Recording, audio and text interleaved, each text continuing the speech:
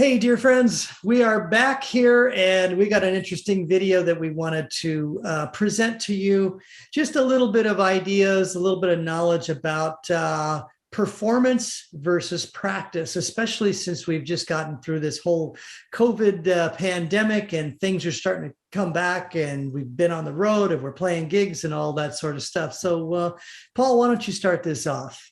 Well, the first thing is, what's the difference between playing a performance versus practice? The old saying that Bud Herseth used to have was never practice, always perform. Well, that's great advice, and I totally agree with that. But how do you actually simulate a performance? We can imagine every aspect, putting on your black socks for the gig and, oiling your valves before the performance and all that. We can simulate all of that stuff, but in actuality, there's so much more going on in a performance just orally. I mean, in your practice room, you're only competing against yourself, your own sound. In a performance, unless you're doing a solo trumpet without accompaniment at all, chances are you've got some other instruments to play along with. And for me, that always factors in as well.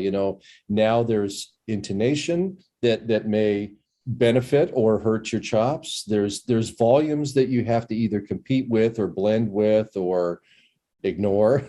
So there's so many different factors there. Yeah, and then there are other things that happen too when we're in performance or maybe before performance. It might be like, I often, if I go in as a guest artist, sometimes these rehearsals go quickly, but sometimes they take extra time. And so these are like thrown in and I'm not really planning, and there's no way to plan for that. You don't know what's actually going to happen.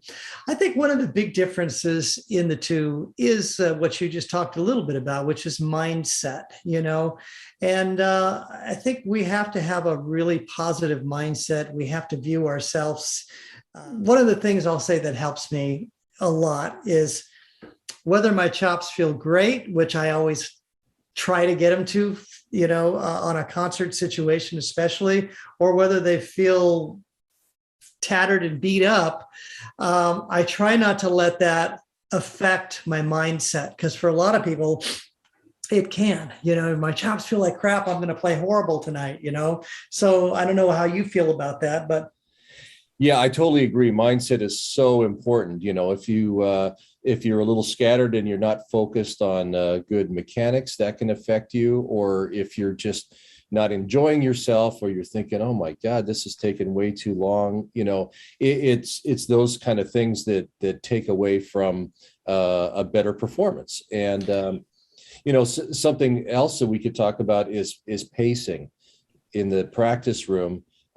We've only got ourselves to answer to mostly. And so pacing, if we're feeling really tired and really need that time off, or maybe we're not even all that tired, we're just starting to feel a little fatigued, we can have the luxury of resting. But on the gig, if the music is still written and you still got to keep playing, there is no luxury of rest. So you have to figure out your pacing and how to get through the gig, even though you really love to take the horn off your face. You can't.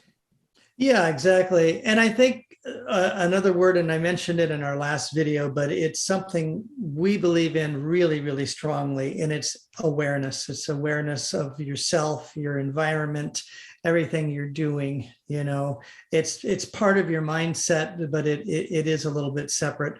And I'll just touch on one quick thing for mindset. I mean, I like to have a future mindset, and where I do actually see myself nailing this gig and not being overly worried about it. And it's a lot easier said than done, but there are techniques for that, books about it, things like that. But there is nothing like doing the live performance. And the best way to do it is to do more and more performances and be aware of them. And remember that to perform and not to practice. I think that's the most important thing. About the only thing that I have been able to do to simulate a performance situation in the practice room is to just get my performance book, whatever show that may be. And I've heard that Mike Bogart used to do this with the Tower of Power book. Is the only way that he really felt like he could play a show is by playing a show. So, I'll do the same thing as I'll get my full performance book, whatever, let's say Aladdin, a previous tour I did, and a fairly taxing one. So I would play that whole entire show. I may truncate some of the rests a little bit if it's let's say a minute 30 scene in between music, where I'm just sitting and there's a book scene going on. Well, I might make that minute 30 a 20-second rest or something. Or if it's a 12 measure rest in the music, I might make that a 4 measure, just to try and tax myself maybe just a little bit more than what the show is gonna demand. And then when I get to the show, my pacing is easier actually than in the practice room.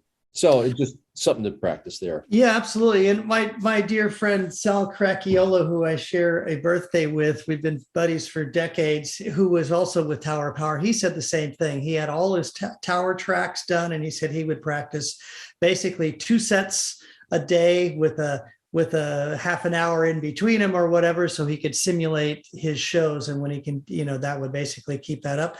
And our friend Gustavo Bergali, from the great jazz trumpet player who we interviewed earlier on from Argentina, he was telling us that he plays like a set of music with play-alongs, with maybe some Aebersalds or some other play-alongs, to simulate him being in a gig, and do a couple of different shows or sets.